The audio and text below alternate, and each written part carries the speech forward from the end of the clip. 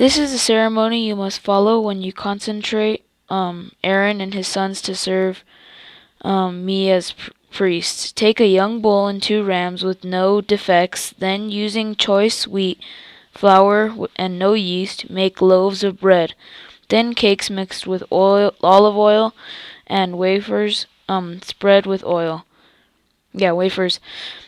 Place them all in a single basket and present them to the entrance of the tabernacle, along with the young bull and 2 rams. Present at Aaron and his sons to the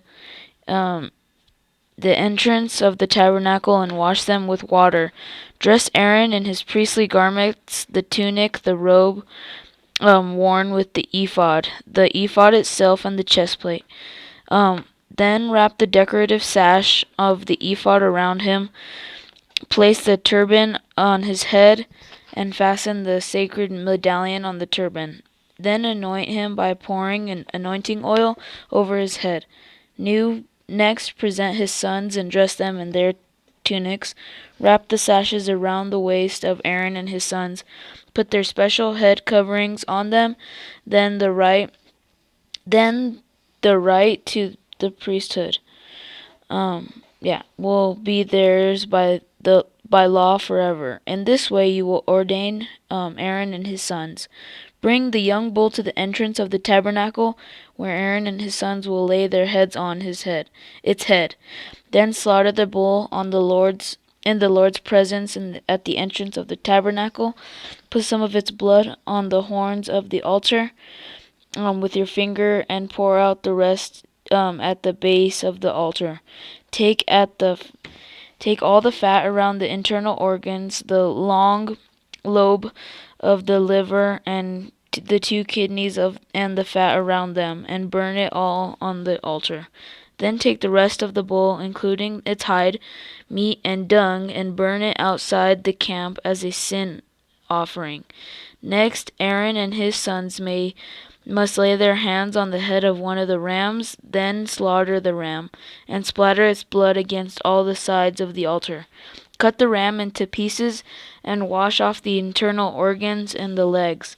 Set them alongside the head and other pieces of the body, then burn the entire animal on the altar. This is the burnt offering to the Lord. It is a pleasing aroma and special gift present to the Lord. Now take the other ram and have Aaron and his sons lay their hands on its head, then slaughter it and apply some of its blood to the right earlobes of Aaron and his sons. Also put it on the thumbs of their right hands and the big toes of their right feet. Splatter the rest of the blood against all sides of the altar. Then take some of the blood from the altar and some of the anointing oil, and sprinkle it on Aaron and his sons and on their garments. In this way they and their garments will be set apart as holy.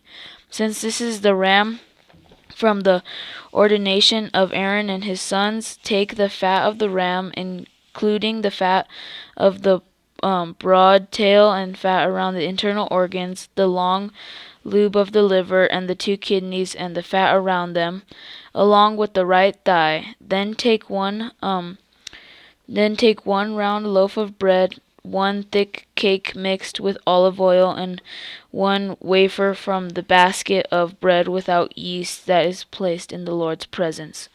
Put all these in the hands of Aaron and his sons, to be lifted up as a special offering to the Lord. Afterward, take the various breads from their hands and burn them on the altar along with the burnt offerings. It is a pleasing aroma to the Lord, a special gift for him. Then take the breast of Aaron's ordination ram and lift it up in the Lord's presence as a special offering to him. Then keep it as your own portion. Set aside the portions of the ordination ram that belongs to Aaron and his sons. This includes the breast and the thigh that were lifted up before the Lord as a special offering. In the future, whenever the people of Israel lift up a peace offering, a portion of it must be set aside for Aaron and his descendants. This is their permanent right, and it is a sacred offering from the Israelites to the Lord. Aaron's Aaron's sacred garments must be preserved for his descendants who succeed him, and they will wear them when they are anointed and ordained. The descendants who succeeds him as high priest will wear these clothes for 7 days as he ministers in the tabernacle and the holy place. Take the rams used in the ordination ceremony and boil its meat in a sacred place. Then Aaron and his sons will eat this meal, along with the bread in the basket, at the tabernacle entrance. They alone may eat the meat and bread used for their purification in the ordination ceremony. No one else may eat them, for these things are set apart and holy. If any of the ordination meat or bread remains until the morning, it must be burned. It may not be eaten, for it is holy. This is how you will ordain Aaron and his sons and their offices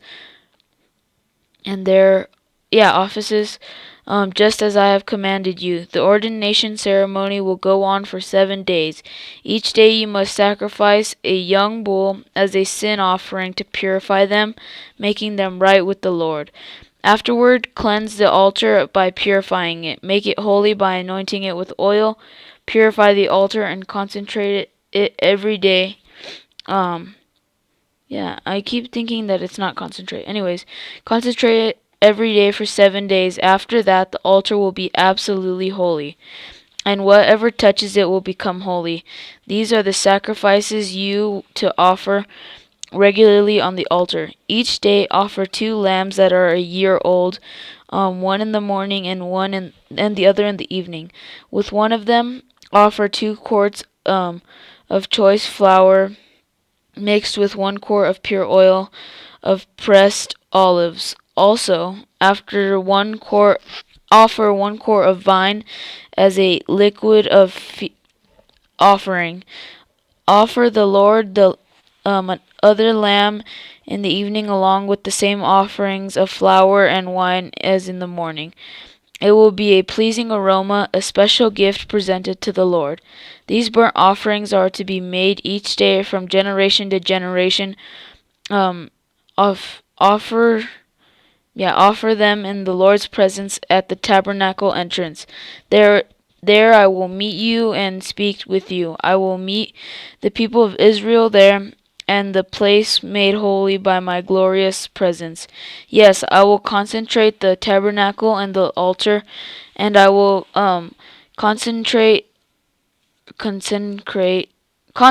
Sorry, guys. Aaron and his sons to serve me as priests. Then I will live among the people of Israel and be their God, and they will know that I am the Lord their God. I am the one who brought them out of the land of Egypt so that I could live among them. I am the Lord their God. Chapter 30. Then make another altar of echidna wood for burning incense. Make it 18 inches square and 36 inches high, with horns at the corners carved from the same pieces of wood as the altar itself. Overlay the top sides and horns of the altar with pure gold and run a gold molding around the entire altar. Make 2 gold rings and attach them to opposite sides of the altar below the gold molding to hold and carry the poles. Make the poles of echidna wood and overlay them with gold.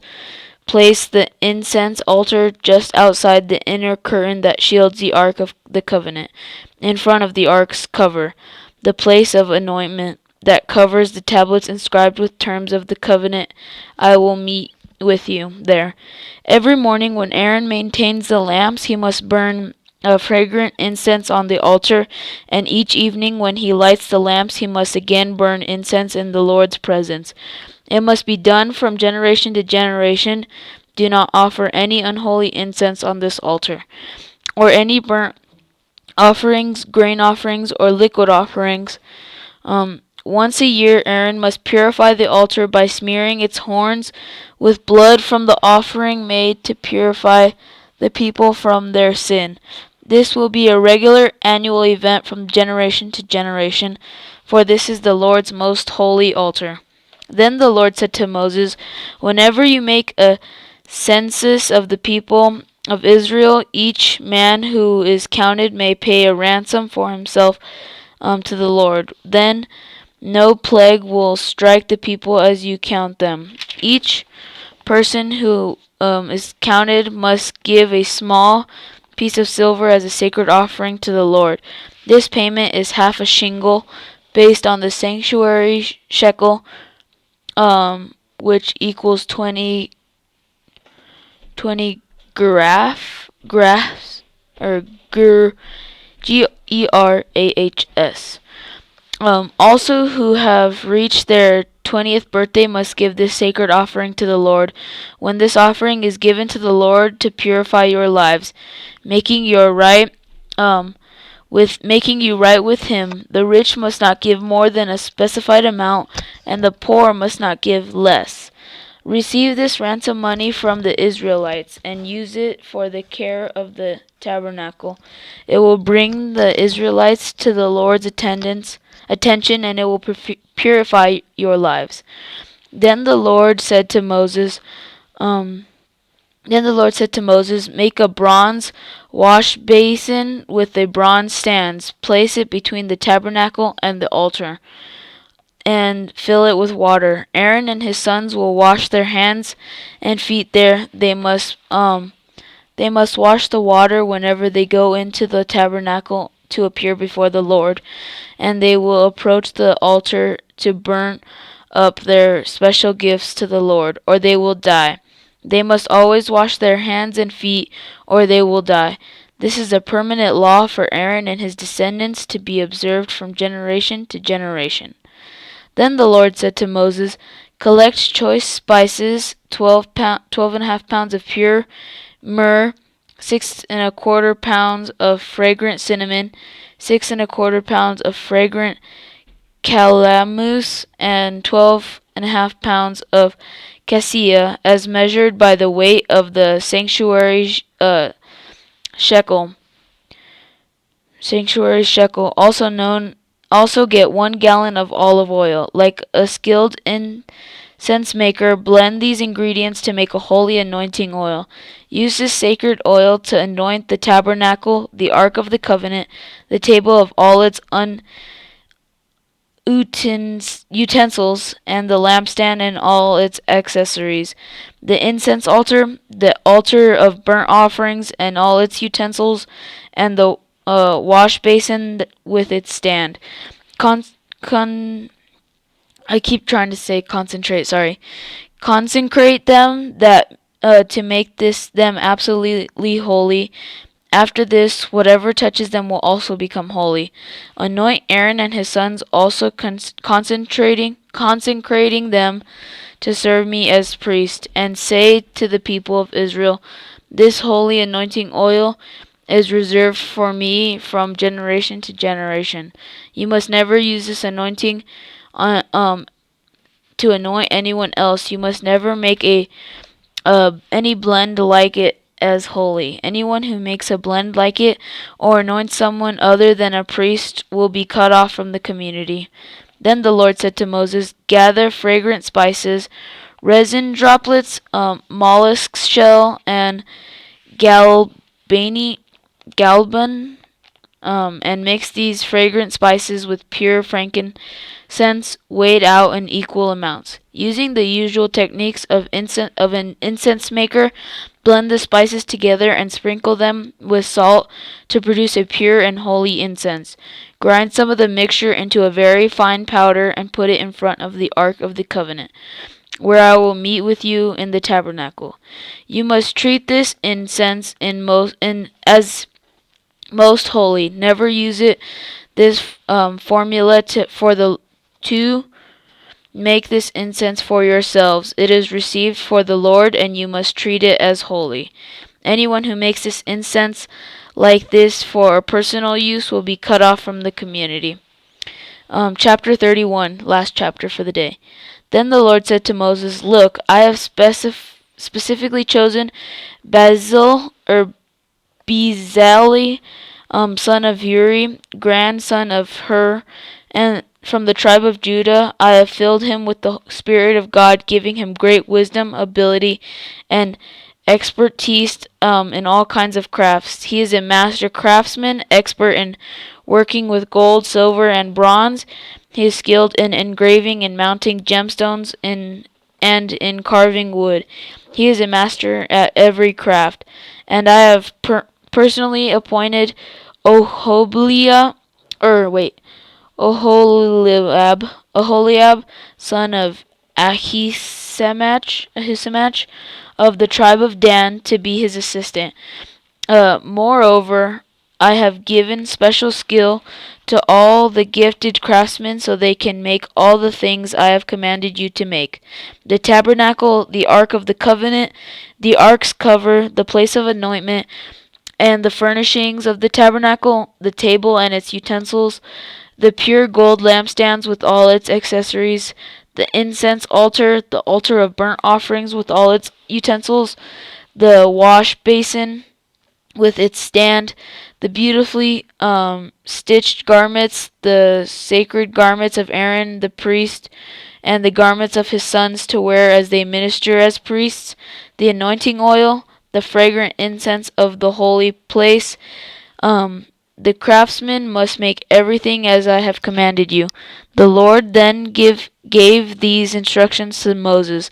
Tell the people of Israel, be careful to keep my Sabbath day, for the Sabbath is the sign of the covenant between me and you from generation to generation.